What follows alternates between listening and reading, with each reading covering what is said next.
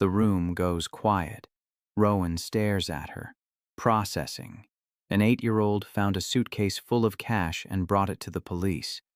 Alone. That doesn't happen. Not in this city. Not anywhere. Where is he? Rowan's voice comes out sharper than he means. Officer Graves nods toward the door. Waiting outside. Rowan doesn't think.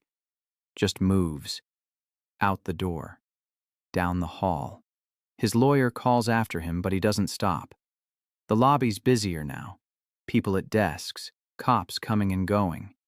And near the far wall, sitting on a bench that's bolted to the floor, is a boy. Small, thin, jacket too short, sneakers falling apart. His hands are folded in his lap, his head's down. He looks like he's trying to disappear into the bench. Rowan stops 10 feet away. The boy doesn't look up. Officer Graves appears beside Rowan. His name's Caleb. Rowan's throat tightens. Caleb. 8 years old. Clothes that look like hand-me-downs from someone who didn't have much to begin with. Mud on his jeans, dirt under his nails. And he returned $100,000. Rowan moves closer. The boy's head lifts. His eyes are wide, dark, guarded in a way that kids shouldn't be. "Hi," Rowan says. It comes out softer than he expected. He's negotiated billion-dollar deals, stared down boardrooms full of men who wanted him to fail. But right now, talking to this kid feels harder than any of it. Caleb doesn't respond. Rowan crouches, gets on the boy's level, his expensive suit creases. He doesn't care. "I'm Rowan," he says. "That was my suitcase." Caleb nods, barely. "You brought it here." Rowan's voice cracks, just a little. He clears his throat. "Why?" The question hangs. Caleb's hands tighten in his lap. His voice is so quiet, Rowan almost misses it. "Because it wasn't mine." 4 words, that's all. But they hit like a fist to the chest.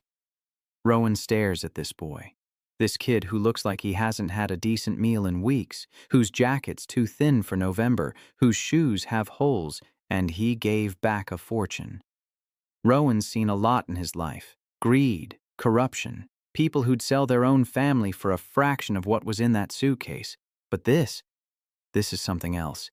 He glances at Officer Graves. She's watching, waiting. "Where's your mother?" Rowan asks. Caleb's jaw tightens. "Home. Your father? Gone." 1 word. Final. Rowan knows that tone. He's used it himself. He sits on the bench beside Caleb. The metal's cold even through his suit. He's not sure what to say, not sure what to do. For the first time in decades, Rowan Blackwell has no plan. He just knows one thing. This boy deserves better than a thank you. When was the last time you met someone who made you question everything? The room is too quiet. Rowan sits across from Caleb in the small office Officer Graves let them use. His lawyer's outside, probably pacing, probably checking his watch, probably wondering why they're still here. Rowan doesn't care. The suitcase sits on the table between them, closed now, locked, safe. But all Rowan can see is the boy. Caleb's hands rest on his knees. He hasn't touched anything, hasn't asked for anything, just sits there like he's waiting for permission to leave. "How did you find it?" Rowan asks. Caleb's eyes flick up, then down.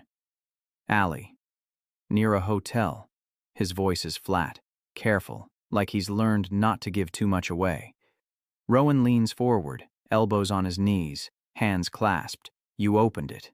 It's not a question. Caleb nods. "You saw what was inside." Another nod. "And you brought it here anyway." Caleb's jaw tightens. He doesn't answer. Rowan exhales, runs a hand through his hair. His mind's racing, trying to understand, trying to process. $100,000. This kid could have walked away, hidden it, used it, changed his entire life. And he didn't. Why? The word comes out rougher than Rowan intends. He tries again, softer.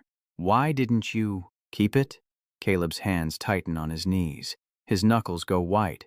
When he speaks, his voice shakes. "Because it wasn't mine." The same answer as before. But this time, he keeps going. And because my mom wouldn't survive knowing I did. The room goes still. Rowan feels something crack in his chest, something he's kept locked for years. He thinks about his own mother, the way she worked herself to exhaustion, the way she never complained, never stole, never cut corners even when corners were all they had. She'd be proud of this boy. She'd be ashamed of him. The thought hits hard, fast. Rowan's built an empire, made more money than his mother could have dreamed, helped people, donated, funded programs, but how much of it was for them, and how much was just to prove he could? He looks at Caleb, really looks. This kid's 8, wearing clothes that don't fit, dragging a suitcase through Manhattan like it weighs the world, and he chose right. Not easy? Right. Rowan swallows, his throat's tight. Where do you live?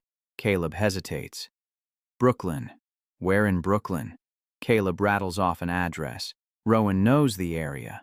Rent-controlled buildings, old infrastructure, the kind of place landlords ignore until they can force everyone out and cash in, the kind of place Victor Hale's been buying. Something shifts in Rowan's chest. Your mom, he says carefully. She okay? Caleb's face closes. Walls go up fast. She's fine. But his voice cracks. Rowan sees it. The lie. The fear underneath. Caleb. He waits until the boy looks at him. I want to help. Caleb's eyes narrow. We don't need help. Pride. Rowan recognizes it. Wore it himself for years. The kind of pride that keeps you hungry because asking feels like losing. I know, Rowan says, but I'm offering anyway. Caleb doesn't respond. Rowan leans back, thinks. His mind's already moving. Medical bills, rent, heat, food. Things he stopped thinking about the second he made his first million. Things this kid thinks about every day. What if I told you, Rowan says slowly, that bringing that suitcase back saved more than just my day? Caleb frowns. What do you mean? Rowan glances at the suitcase, at the boy, back to the suitcase. That money was for a deal, a big one, to stop someone from hurting families like yours. Caleb's quiet. If I'd lost it, Rowan continues, people would have lost their homes. Been forced out, had nowhere to go. He lets that sink in. You returning it means I can still fight for them. Caleb's eyes widen. Just a fraction. So you helped more people than you know, Rowan says, without even trying. The silence stretches. Then Caleb speaks. Quiet, uncertain.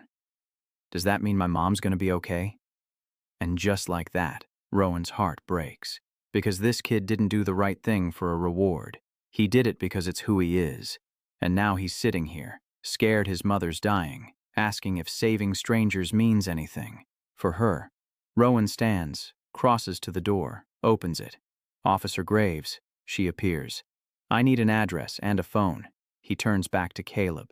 Your mom's going to be okay, he says. I promise.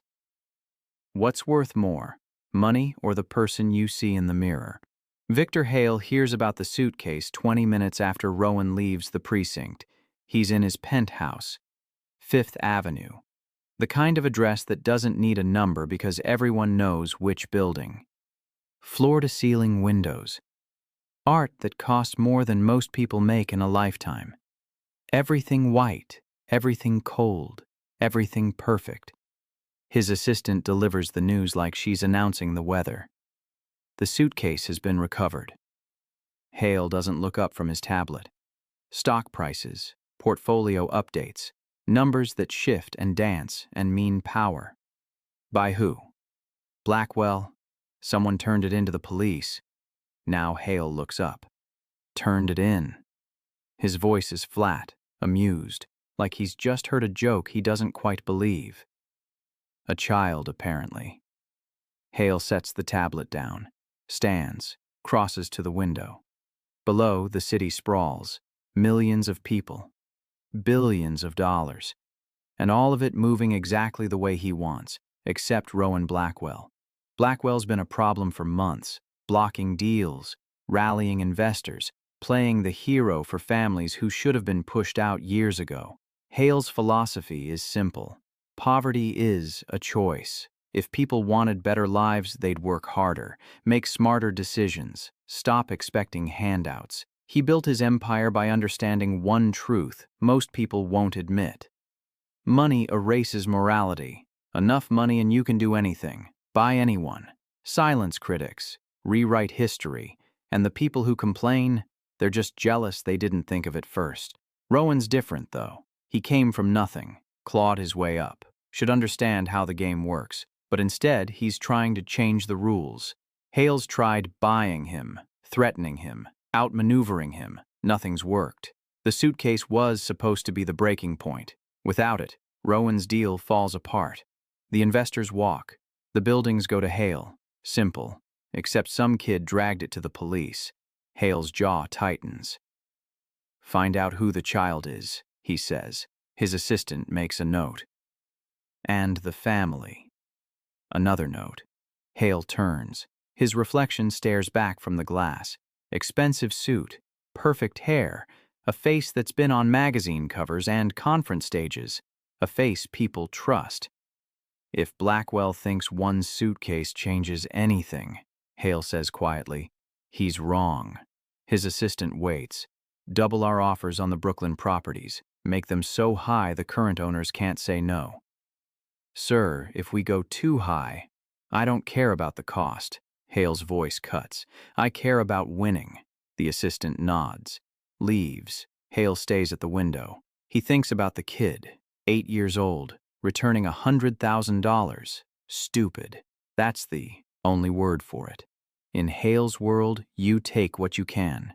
You don't ask permission, don't apologize, don't look back. That's how you win. But something nags at him. A thought he can't quite shake. What kind of person raises a kid like that? And why does it bother him? He pushes the thought away, focuses on what matters. Rowan has the money. The deal moves forward. The Washington investors stay interested. But Hale has something Rowan doesn't: patience and connections, and a willingness to do whatever it takes. He picks up his phone, scrolls through contacts, stops on a name, a city councilman, someone who owes Hale favors, someone who can make life difficult for Rowan's deal. He types a message. "Hugh, time to call in your debt." Sends it. Sets the phone down. Outside, the sun's setting. The city turns gold. Beautiful, brutal. Hale smiles. Rowan thinks he's saved the day, but the war's just starting. Can kindness survive in a city built on greed? 3 weeks later, Caleb's mother cries for the first time in years. Not sad crying. Relief. She's sitting at the kitchen table. The bills are paid. All of them. Rent. Utilities. Medical. Everything that's been crushing them for months. Gone. A lawyer came to the apartment last week. Clean suit. Leather briefcase. The kind of person who doesn't usually visit basements in Brooklyn. He'd handed her an envelope. Inside was a check. Not huge, not life-changing in the lottery win sense, but enough. Enough for treatment, enough for breathing room, enough to stop choosing between food and medicine. The lawyer said it was from a foundation, anonymous donor, no strings, but Caleb knows.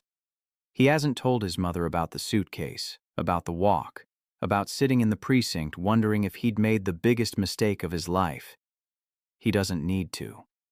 She looks at him across the table. Her eyes are clearer than they've been in months. "You're a good boy, Caleb." He nods, doesn't trust his voice. Amara's coloring at the counter, her new crayons spread out like treasure. She hums while she draws, happy, safe. That's all Caleb ever wanted.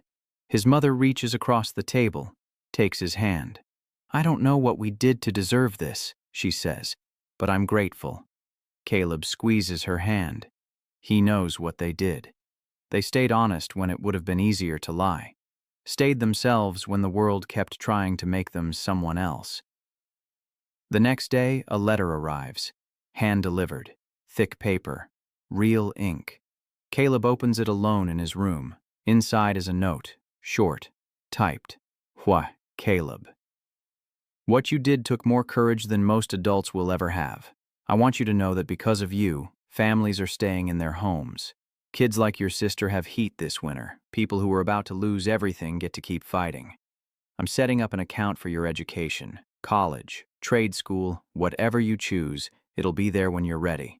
Shush. You don't owe me anything. You already gave me more than money could buy. You reminded me why I started fighting in the first place. Thank you. Sit Yui. R.E.B. Caleb reads it twice, 3 times, then he folds it carefully. Tucks it under his mattress. That night, his mother tucks him in. Something she hasn't done in months. You okay, baby? She asks. He nods. You sure? He thinks about the suitcase, the weight, the walk, the moment he almost turned around. Yeah, he says. I'm sure. She kisses his forehead, turns off the light. In the darkness, Caleb stares at the ceiling. He doesn't have a fortune, doesn't have a mansion, doesn't have anything most people would call success. But he has something better. He knows who he is, and nobody can take that. Across the city, Rowan sits in his office. The Washington deal closed yesterday. The buildings in Brooklyn stay affordable. Families stay housed. Victor Hale's still circling, still fighting, still winning in other places, but not here, not this time. Rowan looks at the photo on his desk, him and his mother, years ago, before she died, before he forgot what mattered. He picks up his phone, types a message to his assistant. Find more kids like Caleb, fund their schools, their families, whatever they need.